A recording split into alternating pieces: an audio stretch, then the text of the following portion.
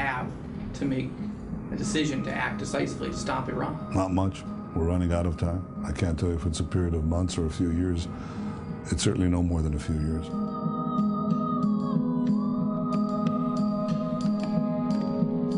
I picked up by the explosive charges with a timer, and I was smuggled by the Waqf police on the Temple Mount. In Islamic apocalyptic thought, Jerusalem has a special role as triggering global jihad. Israel, in Ahmadinejad's view, is the little Satan. The United States is considered the great Satan. We are both in the crosshairs of radical Islam. They think that by creating a world crisis, that it will bring their Messiah. The greatest danger that the world faces is the arming of Iran with nuclear weapons. What makes it so serious is that there's non-conventional weapons in the hands of non-conventional government.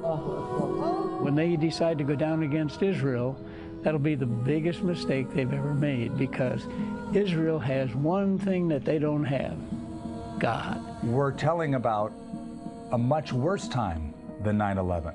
The Bible predicts something in terms of an all-out conflagration of many nations. There are few leaders today who really understand that we are engaged in World War III. They are not seeing these scenarios of the end of days as something that will occur in 1,000 years, but as something that might occur tomorrow.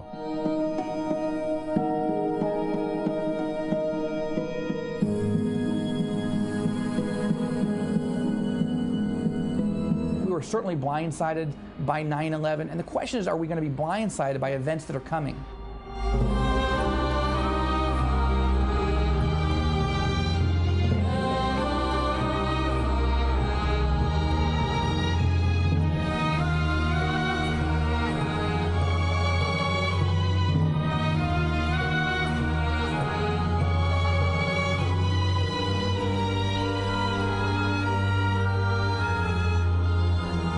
Jerusalem. It's a city of only 700,000. Israel. It's a country of only 7 million. Why then do they ignite so much passion? Why do they generate so many headlines? Why are the eyes of the nations riveted here?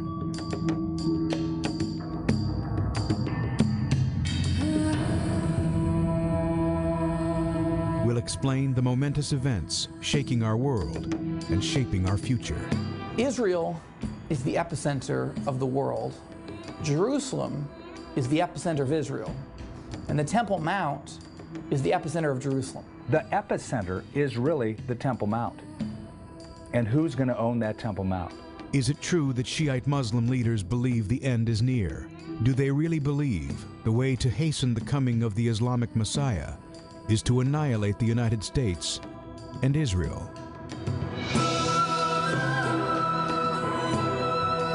Why is Russia selling arms and nuclear technology to Iran, the most dangerous terrorist regime on the face of the planet? Why do a growing number of Americans believe that the emerging alliance between Russia and Iran could set into motion the fulfillment of a 2,500-year-old Bible prophecy? There are a lot of political and economic reasons why people have come to try to take over this country and this city. When you look at Israel, Jerusalem, and the Temple Mount through the third lens of Bible prophecy and the scriptures, you understand that because God chose this city, this country, and the Temple Mount for his own, the enemy, whom the Bible calls Satan, has chosen it as well. This interest in Bible prophecy is not unique to the United States of America. I think as we become more and more of a global community, it's a concern of people all around the world in every nation, no matter where they are. Bible prophecy is always relative to one single nation, and that is the nation of Israel. And this is why it's the focal point of human history. This is why it's the focal point of our headlines, because it's a supernatural battle. For the next 60 minutes, we'll take you inside the epicenter. The Temple Mount is just above us, one of the most recognizable scenes in all the world. This is the foundation of the Temple Mount. Straight ahead, exclusive interviews with Israeli political and military leaders, I think the West fundamentally misunderstood and still misunderstands the threat of radical Islam. We need awakening. Otherwise, it'll be too late. A former PLO terrorist. My mission was to destroy Bank Laoumi in Bethlehem. Top Middle East analysts, religious scholars, and Shiite Muslim converts to Christianity. They may tell your family you're there in jail, but they may execute you.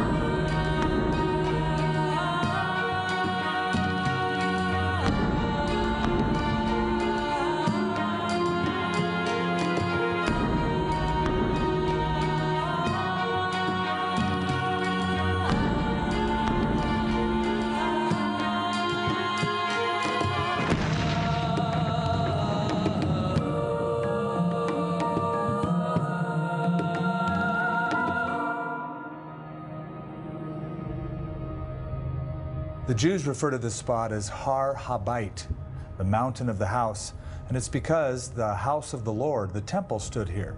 There's an interesting passage in the Midrash, an ancient piece of Jewish literature, that says, at the center of the world is the land of Israel, and at the center of the land of Israel is the city of Jerusalem, and at the center of the city of Jerusalem is the temple. So in the minds of the ancients, it was this spot that was the very epicenter of all of civilization. Through these walls lies the foundation of the Temple Mount. Not long ago, Muslim authorities excavated a huge area for an underground mosque with the capacity of 30,000 people. The building of this new mosque has just caused an uproar from the historical and archaeological community, if for no other reason than you have dirt being taken out of the ground by the tons that could have contained, and certainly did contain and does contain, artifacts from probably the first and second temple periods. On the Temple Mount behind me stood some significant structures. One was the temple built by King Solomon. Later on, after that was destroyed by the Babylonians in 586 BC, Zerubbabel came and rebuilt the ancient stones that laid in this area. But many years later, under the time of the Romans, Herod the Great pursued a very aggressive building project and flattened this mountain, and a 36-acre complex was built. That was the temple that stood during Jesus' time. And Jesus predicted that the temple would stand in the end times. But something drastic happened. In 70 AD, this structure was destroyed by the Romans. It's never been rebuilt again. Instead, as you can see behind me, stands a significant Islamic mosque. One of the really sad things that have happened in the modern era is that you can't even take a copy of the Bible, Old or New Testament, with you when you go up on the Temple Mount. Even going up on the Temple Mount is restricted as a Jew or as a follower of Jesus. And it's sad because this is a spot that God has chosen to be holy, and those who worship the God of Abraham, Isaac, and Jacob are severely restricted in this current environment. Jerusalem, 70 AD. The Roman Empire destroys the holy city and tears down the second Jewish temple stone by stone. In an explosion of fire and tears, the Jews are expelled from the Holy Land and scattered across the earth. Despite their exile, the Jews maintain their unique social and religious customs. They are neither annihilated nor assimilated. They cling to each other and to the promises made repeatedly throughout the Scriptures that in the last days, Israel will be reborn as a country. Jews will pour back into the Holy Land after centuries of exile, and ancient ruins will be rebuilt. What is different about the Jews is that they refuse to conform to the patterns of destruction and disappearance that afflicted other nations that were overtaken. And in our dispersal, we said year after year, next year in Jerusalem, we want to come back to this land that you see around you. And it's defying these laws of history. That with the faith and purpose that we had that enabled us to get back here. In the wake of the pogroms in Russia and the Holocaust in Europe, Jews are returning en masse to their ancient homeland. When you stop and think about what the Jewish people were facing prior to the rebirth of the Jewish nation, being persecuted by the Nazis, 6 million of them exterminated in concentration camps. But then those horrific events actually played a part in causing the Jewish people to realize we've got to take care of ourselves. We've got to fend for ourselves. We can't depend on others to take care of us. So they returned back to their homeland. They are the only nation in the history of the world that has come back after 1,700 years of losing their homeland. No nation in history has survived more than 500 years. But here the Jews all over the world have been brought back in my generation into the Holy Land, and they are a separate people. They're a nation. First time in 1,700 years. That in itself is a miracle, but it's a fulfillment of God's promise and his faithfulness to Israel. Talking about the Lord's return was a little premature prior to Israel's becoming a nation. And of course, once they became a nation, then the stage was really set for the Lord to return. Jesus tells us to learn the parable of the fig tree. When its branches are yet tender and it puts forth leaves, you know, summer is near. So likewise, when you see these things begin to happen, know your redemption is near. And of course, the fig tree in Scripture speaks of the nation Israel. So her regathering in the land is a fulfillment of Bible prophecy. And that was really against all odds. With the eyes of the entire world watching in stunned amazement, Israel declares her independence.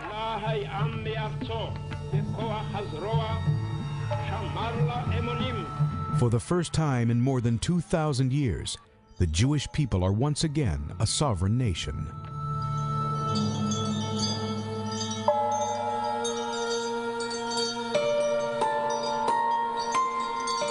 The joy of independence, however, is short-lived. The Islamic world is enraged. No sooner has Israeli Prime Minister David Ben-Gurion declared the resurrection of the Jewish state than 7 Arab nations attack with all their fury.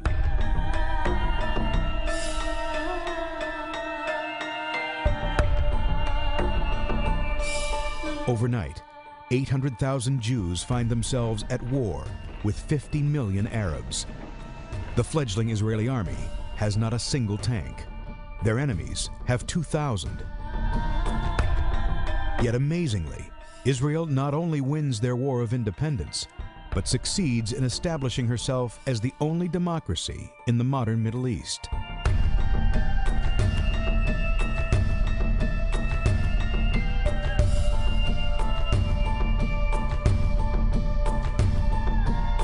Israel's enemies, however, do not give up.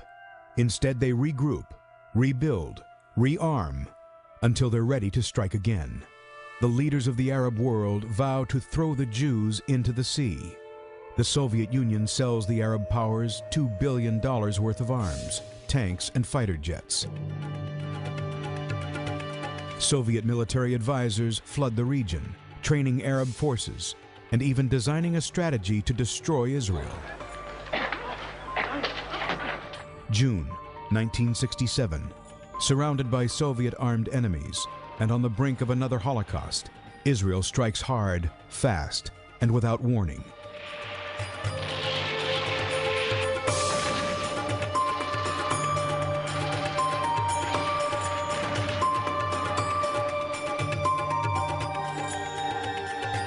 In just 6 days, Israeli forces stun the world. They crush the combined Arab armies of Egypt, Jordan, Syria, and Lebanon.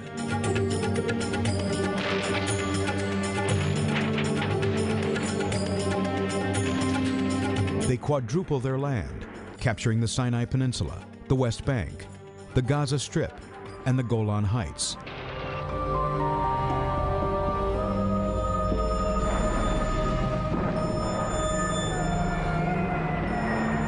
They reunify Jerusalem. They bring the Temple Mount back under Jewish control for the first time in 2,000 years.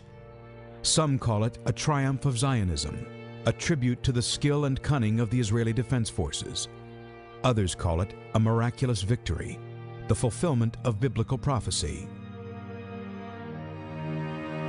But for the Arab world, the Six-Day War is known as Al-Nakba, the disaster, and they vow revenge. In the months that follow the war, the Palestine Liberation Organization, led by Yasser Arafat, launches one terrorist attack against Israel after another. Meanwhile, the Arab states once again regroup, rearm, and prepare to strike again. October 6th, 1973. The streets are quiet throughout Jerusalem. Preparations are underway for Yom Kippur, the Day of Atonement, the holiest day in the Jewish calendar. Israeli soldiers are in synagogues, as is most of Israel's population. Then, all hell breaks loose. The combined Arab forces of Egypt, Syria, Jordan, and Iraq, aided by the Saudis, the Libyans, and others, launch a massive and devastating sneak attack.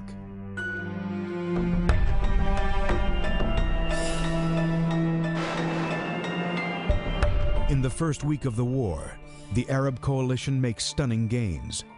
In the north, 1,000 Syrian tanks and 600 pieces of Syrian artillery mow down Israeli forces, aiming for Jerusalem.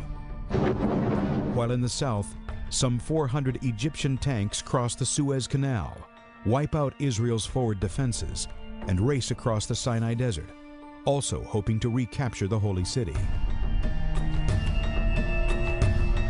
By the second week, however, momentum begins to shift. Amidst brutal, bloody combat, the Israelis retake most of the territory they have briefly lost. Soon, their forces are within striking distance of Damascus and Cairo. The Soviets begin a massive airlift of arms and ammunition to their Arab allies. The U.S., in turn, begins a round-the-clock airlift of arms and supplies to Israel. And then comes an ominous turn. October 24th, Soviet leader Leonid Brezhnev sends American President Richard Nixon a chilling message. Force Israel to accept an immediate ceasefire, or the Soviet Union will take direct action against Israel. In response, the Pentagon orders U.S. nuclear forces to DEFCON 3, and President Nixon fires back a message at Brezhnev. We must view your suggestion of unilateral action as a matter of the gravest concern, involving incalculable consequences.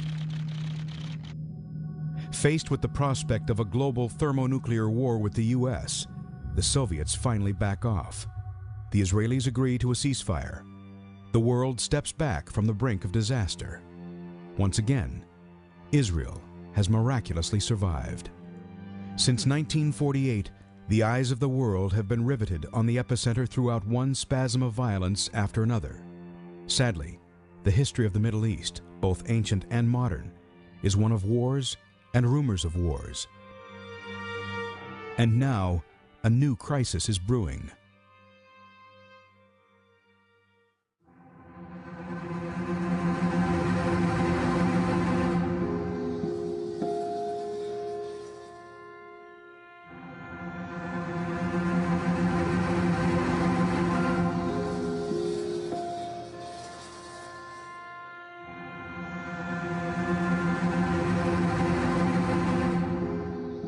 In the world of radical Islam, there are really only two categories.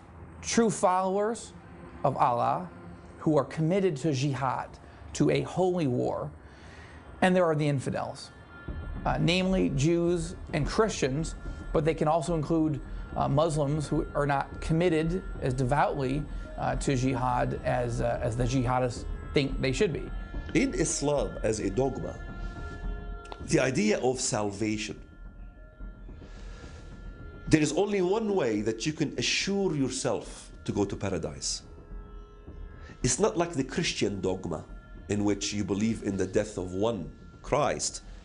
By that, a sinless person who died on your behalf, you go to paradise. In this case of Islam, the way to assure yourself to go to paradise is by dying yourself as an offer to God.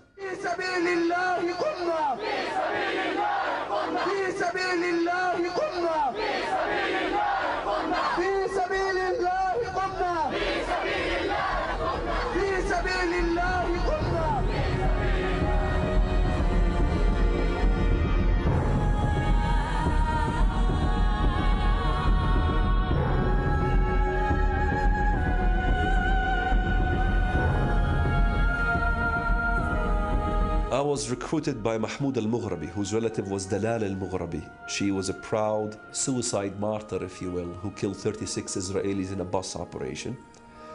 Her relative, Mahmoud al-Mughrabi, was a bomb maker. He assembled explosive charges in the old city of Jerusalem in Bab al-Wad Street. and I picked up by the explosive charges with a timer, and I was smuggled by the Waqf police on the Temple Mount. These were supposed to be the guardians of the Temple Mount, Muslim police. Yet they knowingly allowed me entry into the Temple Mount compound to smuggle the explosive charges, to go out from a staircase to avoid the checkpoints in the old city of Jerusalem, so I can deliver the explosives to Bethlehem, in which my mission was to destroy Bank Laoumi in Bethlehem. Islam is not just a faith and a religion. It's a way of life. It's mixed with politics, culture, religion is all in one. So when you're born in an Islamic family, you have no choice. You are it. And it intermingles with your identity. So it is different. There are people who are born into a Muslim family, but they're not following Islam, but they're Muslims. I mean, because Islam is in them. It's a part of their identity. It's a part of the culture.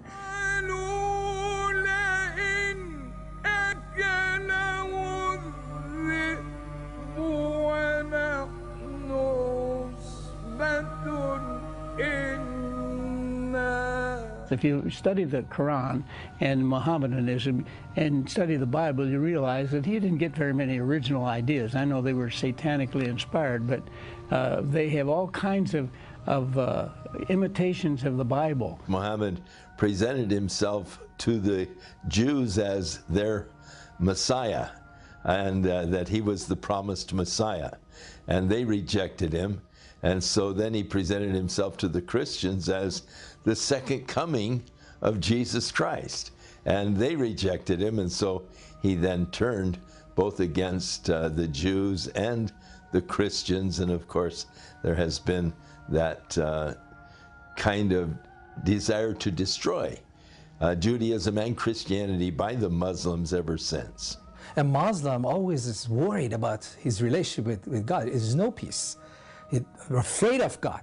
Fear has no peace. You know, a Muslim is always afraid of what Allah would do to them. So Islam, even though it says a religion of peace, it cannot and has not brought peace to people's lives personally, to families, to their relationship with others, and with their relationship with God.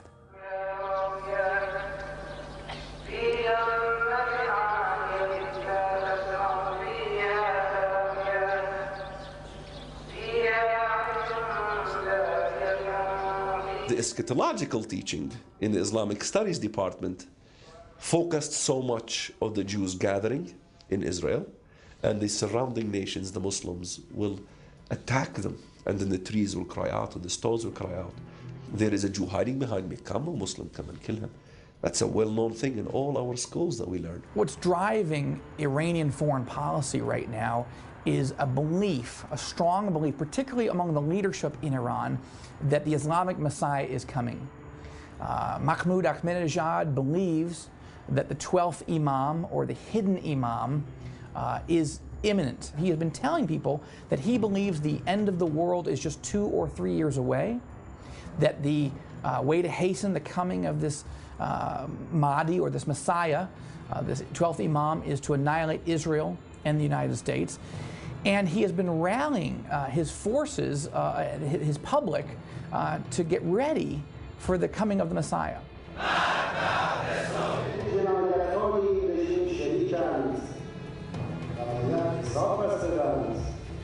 Ahmadinejad comes out of a cult in the Shiite Islamic world, which was actually illegal during Khomeini's time. And this cult believes in the impending return of the 12th, or hidden Imam, a kind of messianic savior for the Shiites, who is supposed to come to power in the aftermath of tremendous wars and an Armageddon-like scenario. The danger of Ahmadinejad is that he believes that this apocalyptic scenario can be accelerated by men, and he believes that the destruction of Israel is part of the key first steps to realizing this apocalyptic scenario that will lead to Islamic rule over the whole world. He has said publicly that when he was giving a speech at the United Nations in the fall of 2005, that he was surrounded by an angel of light, a halo of light, And that for the 25 or 26 minutes in which he was speaking, that not a single person in the UN General Assembly Hall blinked. So mesmerized were they, he said, by the voice of Allah speaking through him. The head mogul at Iran, the premier, he thinks he's the John the Baptist of the Israeli, the Arab world. He's heralding, getting all these people together, and he's actually the forerunner of the imam of the 12th century that fell down a well or somehow vanished, and they thought he was going to come back, and they imitate the story of Jesus Christ. Westerners now are familiar with the word jihad, but they have not familiarized themselves with the term hudna, H-U-D-N-A, in which you establish what is called ceasefire with a non-Muslim entity. But you must break this ceasefire because you're not permitted in Islam to have an everlasting peace resolution with a non-Muslim entity. I was on the streets of Tehran, as you might recall, students shouting, "Death to Shah, death to America," and I was a part of it. And what we felt was if Islam takes over, that's the only way we could kick out Shah and we could kick out US out of Iran. That's why religious and non-religious, they're all united behind Islam. We're now seeing the true face of that religion. It's like the mask has come off, and now it's being revealed. All that was said in the past about being fair and loving and equitable, when that mask comes off and you have large numbers, not a small minority, large numbers of terrorists willing to kill and asking for your sons and daughters to kill. When I used to work with the PLO here in the heartland of America in Chicago, I was a translator. And I remember making like parties in which we raised funding for terrorism. And the English posters in English, they would say something totally different than the Arabic. The Arabic will be saying that we're going to recruit, fighters to fight in Lebanon, death to America, death to Israel, what have you, all this elaborate stuff, rivers of blood and everything like that. And then in the English, it would simply say, translation of that, it would say, you are welcome to come and join us in a Middle Eastern cultural party. We will be serving lamb and baklava. In the Islamic eschatology or end times theology that's driving Ahmadinejad and his followers right now, they believe that it's their responsibility to give infidels a warning, to convert or die, and then if the infidel world does not respond positively, then the end will come, and they are supposed to hasten that end by launching apocalyptic wars.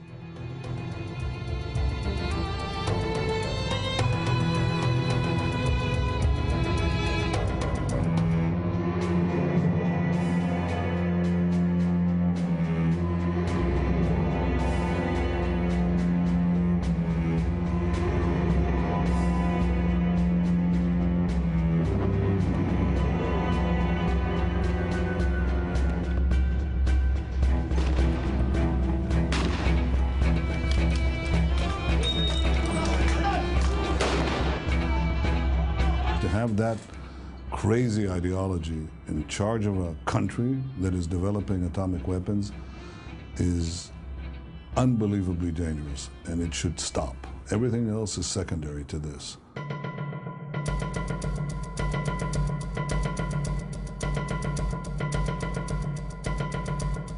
Historic hatred of Israel rampant throughout the epicenter. The rise of radical Islam.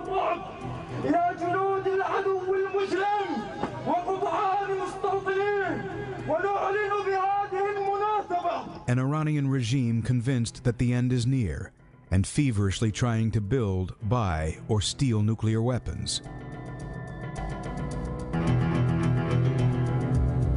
It's a recipe for disaster. It's also raising intriguing new questions in the U.S. and around the world about the relevance of ancient Bible prophecies that suddenly seem as real as today's headlines. More than 2,500 years ago, the Hebrew prophet Ezekiel described a future war in the Middle East that Bible scholars have called the War of Gog and Magog. And the word of the Lord came to me saying, "Son of man, Set your face toward Gog of the land of Magog, the prince of Rosh, Meshech, and Tubal, and prophesy against him and say, Thus says the Lord God, Behold, I am against you, O Gog, prince of Rosh, Meshech, and Tubal. I will turn you about, and put hooks into your jaws, and I will bring you out, and all your army, horses and horsemen, all of them splendidly attired, a great company with buckler and shield, all of them wielding swords. Persia, Cush, and Put with them, all of them with shield and helmet. Gomer with all its troops. Beth Togarmah from the remote parts of the north with all its troops, many peoples with you. And you will come up against my people Israel like a cloud to cover the land. It shall come about in the last days that I will bring you against my land. One of the prophecies that most intrigues me in the Bible is Ezekiel chapter 38 and 39, what Bible scholars call the war of Gog and Magog. Gog, we find out, is not a personal name. It's a title, like a pharaoh or a czar. Now, he is the leader over a territory called Magog. The Magogites, the people of Magog, are the people whom the Greeks called Scythians. These are the people group who settled north of the Black and Caspian Seas in what we now call Russia and the former Soviet republics. So what we're talking about with Gog is a Russian dictator, someone who's going to oversee Russia as they begin to form an alliance with Iran and a group of other Middle Eastern countries to attack Israel, to try to destroy or annihilate Israel in the last days.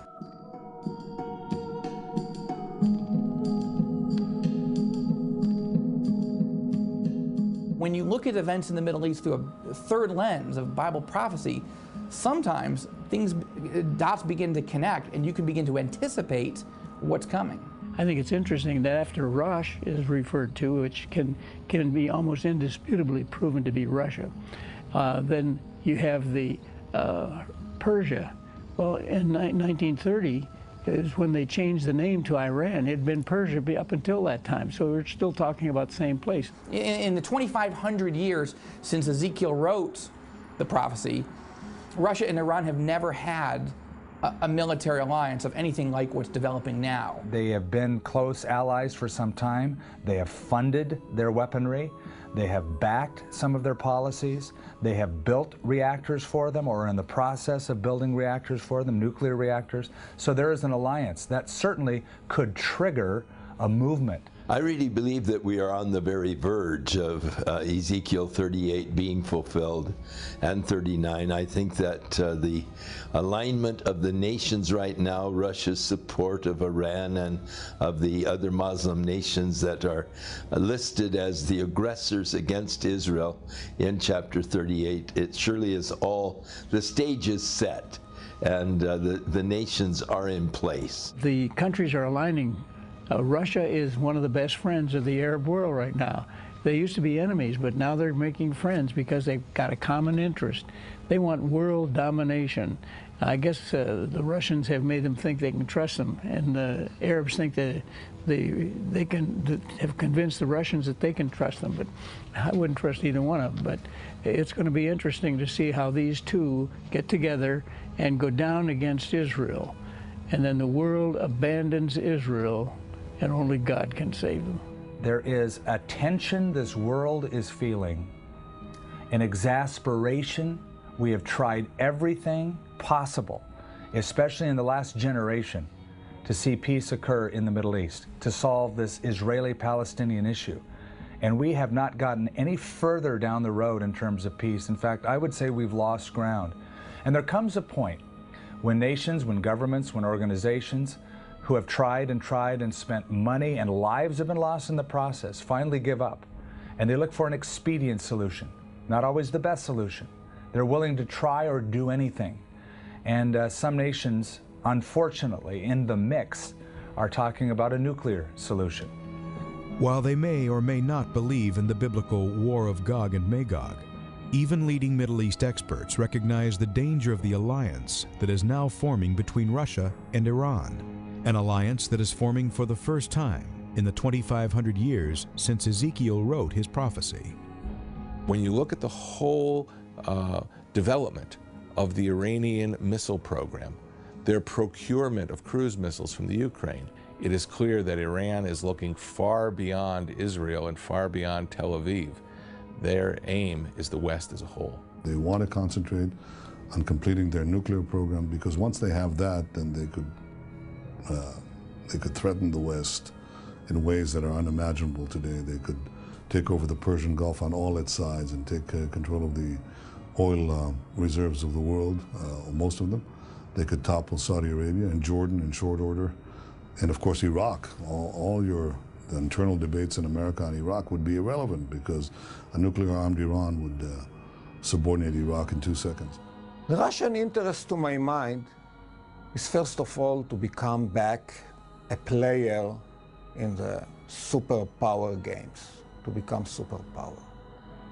And as long as they don't have positive assets to play with, they use negative assets to challenge the United States. I was sent, in fact, by Israeli government, by Benjamin Netanyahu, to warn Russians about the dangers of leakage of that technology already in January '97. And in fact, I was the first minister who started this, and then I happened to be, I think, the first former prisoner of conscience in the Soviet Union ever who came back to visit his own prison, and then to meet the head of new KGB, Putin, and later the president, in negotiating insisting on the necessity of cooperation. It poses a threat, in my judgment, in many ways bigger than Nazism, because Hitler embarked on a world conflict and then sought to achieve nuclear weapons, whereas the leading radical Islamic regime, Iran, is seeking to first acquire nuclear weapons and then embark on a world conflict. And that is what is not yet understood in the West, and certainly if it's understood, it's not acted upon. This is Yad Vashem, the world's largest repository of information and documentation about the Holocaust. Over 6 million Jews were brutally slaughtered in one of the most grim periods of European history, including 1.5 million children.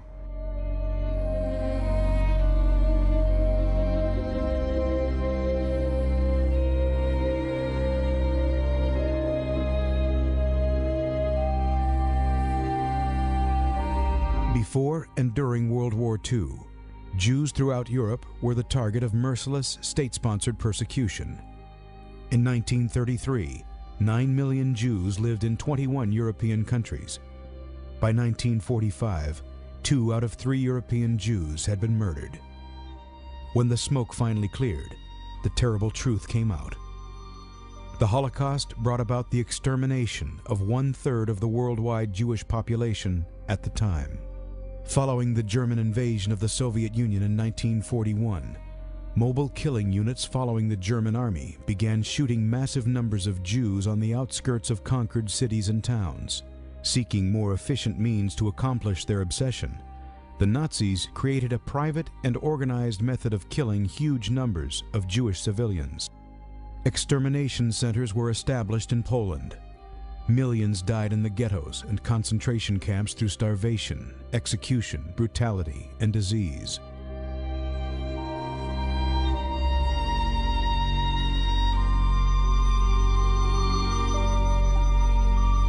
Of the 6 million Jews murdered during the Second World War, more than half were exterminated in the Nazi death camps, and the names Treblinka, Auschwitz, and Dachau became synonymous with the horrors of the Holocaust.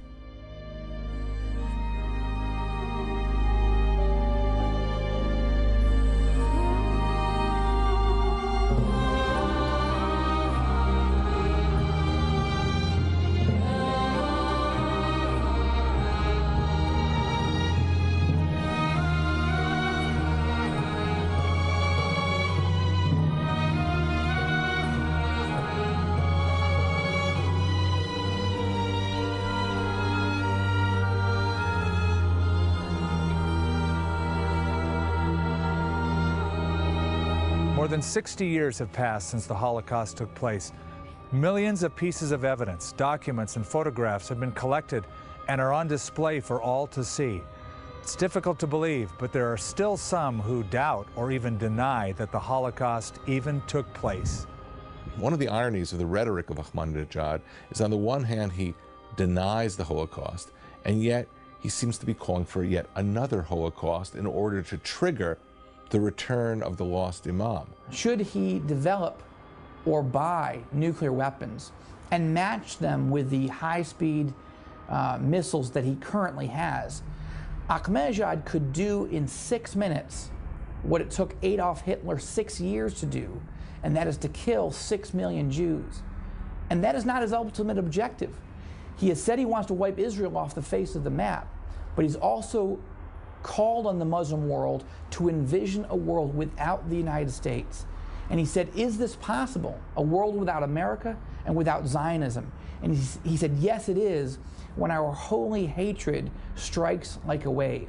The problem is lack of clarity in the West. Actually, Western people are sleeping. People in the West do not feel like they are engaged in World War III. But they are now attacked. They are under a jihadist offense.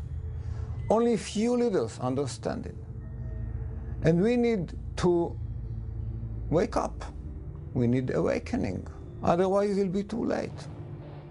This is the nightmare scenario, that the most radical Islamic extremist regime that is already the world's leading state sponsor of terrorism, that is now fully entrenched in the most violent way in Iraq, killing thousands of innocent people, that has called for wiping Israel off the map, that an end to the United States, that has this global Islamic rule agenda and believes in the end of the world, would now get the nuclear bomb. If you look at all the operations from 9/11, the 10 airplanes, all these operations, there's one thing in common in all of them, and that is, they want a grand finale. They don't want to simply put a bomb in a bus or in a mall. They want a grand finale. They want one operation that kind of cripples America once and for all.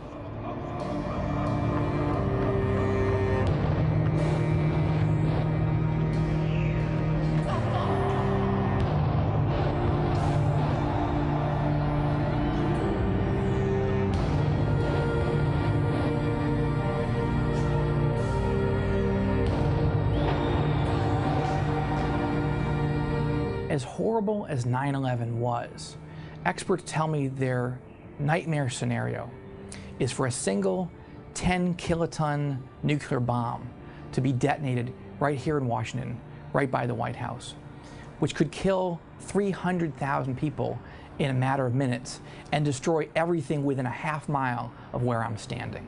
Just imagine the announcement that there is a container ship afloat somewhere in the Atlantic Ocean containing either weapons of mass destruction or containing even short-range missiles. It would certainly set off a panic among many people. And if the United States was considering military action against Iran at some point in the future, and the Iranians could boast that they had container ships with missiles, this might forestall action by the U.S. or any of its allies. You think that these people are normal. You think that Iran would conform to the conceptions of deterrence and careful calculation of cost and benefit. But in fact, it is part of that stream of radical Islam, in this case Shiite stream. But you've already seen what the Sunni stream does, which is to smash into buildings in Manhattan with collective suicide, to smash into the Pentagon with collective suicide. And there's no reason to believe that the militant Shiites, once they have atomic weapons, will not be suicidal. This is the threat for all the free world, not for the one another candidate, not for one another country, but for all the free world to remain free. Back in 1998, the U.S. Congress, both the Democrats and the Republicans, put together a commission analyzing the vulnerability of the United States to ballistic missile attack from third world countries. This commission, which received material from American intelligence sources, concluded that the Iranians could build an intercontinental range missile that could strike the eastern seaboard of the United States within 5 years of taking the decision of doing so. And it wouldn't be clear to American intelligence and military leaders that in fact the Iranians had taken that decision. The confrontation with this regime is inevitable, and is going to be a military one rather than a political one, because of the lack of determination when it comes to the international community to deal with it by political or economic means. And we can't avoid it unless we are going to give up our way of life, our values, our culture. To take strong action against Iran, first in the form of sanctions, and second, if those don't work, using other means, is something that would be criticized, perhaps severely criticized. By the way, less so in the Arab and Muslim world. They just want it to happen. They're begging it to happen. But in the sort of polite, politically correct opinion salons that never get it right, in the West, you'd be criticized, but you'd be saving the world and probably saving millions and millions of lives.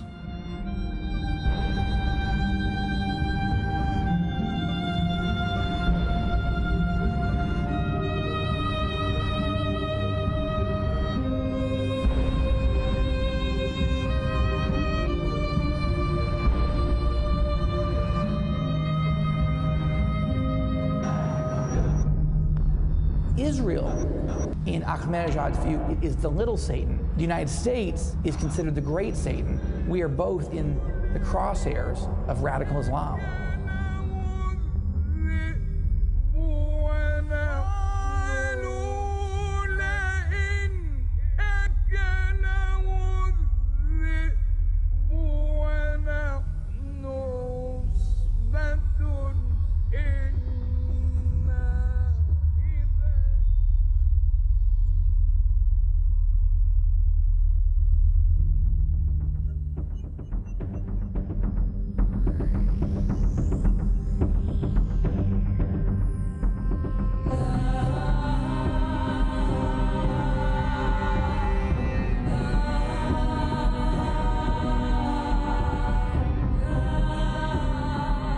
The signs of the times are right at hand, and things are falling into place, like Russia and the Arab world working together. They're the best of friends. I don't know how they can trust each other, but they're getting together, and they'll settle their differences later, I suppose, they think. Russia has been deeply involved, and of course, in arming the whole, Syrian and the Iranians and all. They are deeply involved already in the Middle East, and it's just a matter of time. The Bible, with all of its predictions, centers all of those prophecies as occurring at a particular period of time, and once they start occurring, they're going to occur very rapidly in succession, and it's principally centered in the Middle East. I would say that American interest in Bible prophecy is increased over the years. Of course, there's a whole new generation that's hearing it for the first time, but I think for those of us who have always believed in it, we have only become more confirmed in our belief, because everything that we were talking about maybe 30 years ago is happening in a more vivid way today. 42% of all Americans said they agreed we are living in the last days. A remarkable 52% of all Americans said they agreed that the rebirth of Israel is a sign prophecy has been fulfilled.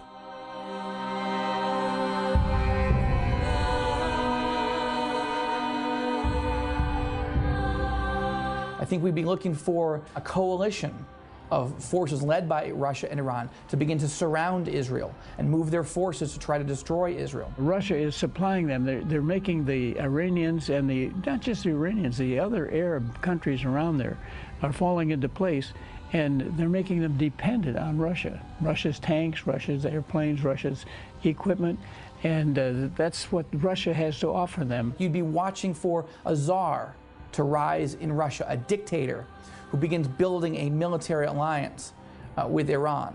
I think that's already starting to happen, but I think we're going to see more headlines along that track. The two things that they have in common is, one, they hate God. Now, I know they talk a lot about Allah, but that's not the God of the Bible, the real God that exists. And so they have that because Russia is an atheistical country, at least the government is. And they also hate the Jews. They have an unnatural hatred for the Jews. just like the Old Testament said they would in the last days. Another series of headlines we should be watching for are more examples of Muslims coming to faith in Christ in record numbers. That is not a story being reported much in the West yet, but it will be in the months and years ahead. It's happening in pockets of Muslim groups, but in Iran, it's the whole country. So it's happening here and there, Algeria and other people groups in different countries, but in Iran, it's a major movement. When I went to the Middle East recently and I met with pastors from 5 Arab nations, Islamic countries. These are pastors who live, they serve, they work among Muslim communities and are persecuted in large part by them. I was absolutely stunned when I heard person after person tell me of a revival-like situation happening where they're at, where Muslims are coming to faith in Jesus Christ like never before. More Muslims are coming to faith in Jesus Christ today than any other time in human history.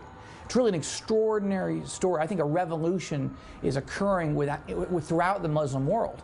In Iran, for example, there were only 500 known former Muslims who believed in Jesus in 1979 when the Ayatollah Khomeini took over in the Islamic Revolution. Only 500 in all of Iran.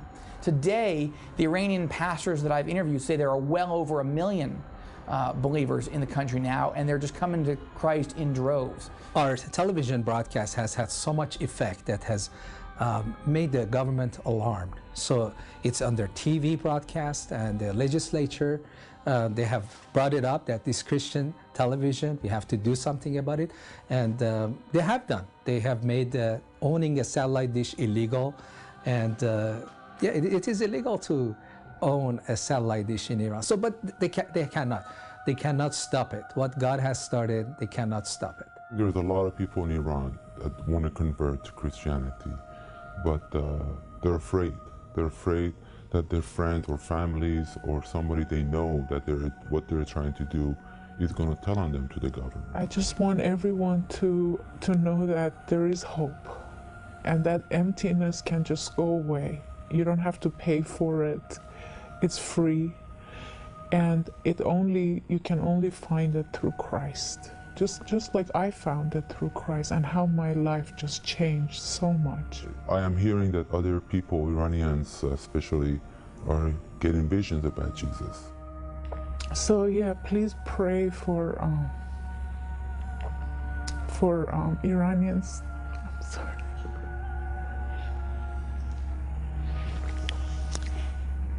Please pray that Ahmadinejad, the president of Iran, would come to know Christ. There is a possibility of persecution by family, but mostly government. But now the number of Christians inside Iran is so many that the government has stopped, for the most part, persecuting individual Christians, saying, you're a Christian, you go to jail, you're going to be killed. That has happened, but it's rare. For the most part, what the government does to a Muslim convert to Christianity, say, well, keep it to yourself. The Jews are going to rebuild the temple here in Jerusalem, and already we're seeing preparations in the headlines. We see Jewish groups beginning to prepare already to rebuild the temple.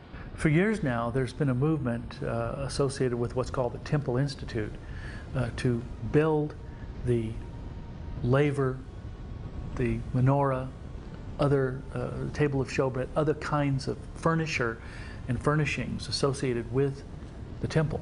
Now, the temple itself was only 2,700 square feet. To replicate that building today would roughly cost $11 million. So we're talking about $4,000 a square foot. Why? Because Solomon believed this was the very spot that God dwelt and was to be worshipped. So there has been a movement to sort of, in the wings, have the right implements, the right furniture, the required ceremonial kinds of trappings ready to go for the new temple at the time that it's built. And that has been underway for several years.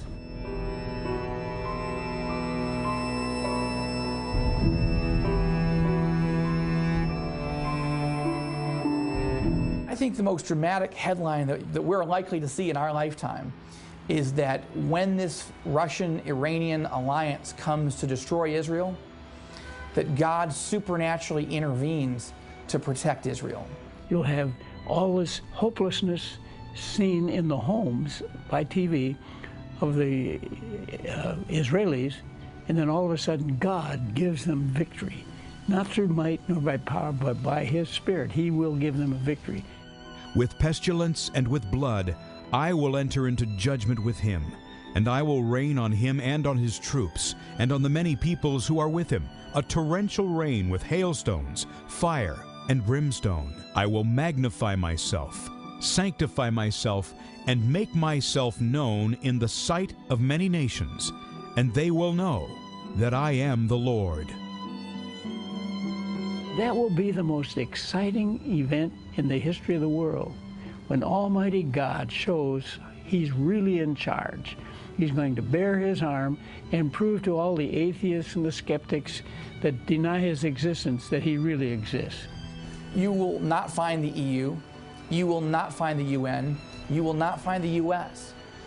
But the scriptures say that God is going to supernaturally intervene with fire from heaven and earthquakes and pandemics, the likes of which the world has never seen before, and it could happen in our lifetime.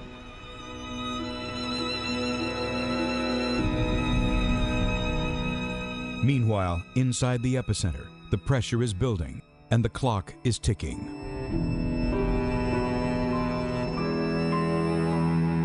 The tremors from the Middle East are being felt around the world. Anxieties are rising, and so are the questions. What if the Bible is true? What if recent events in Russia and Iran were foretold centuries ago? What if the ancient prophecies about Israel and her neighbors actually do come to pass? And sooner than anyone might imagine.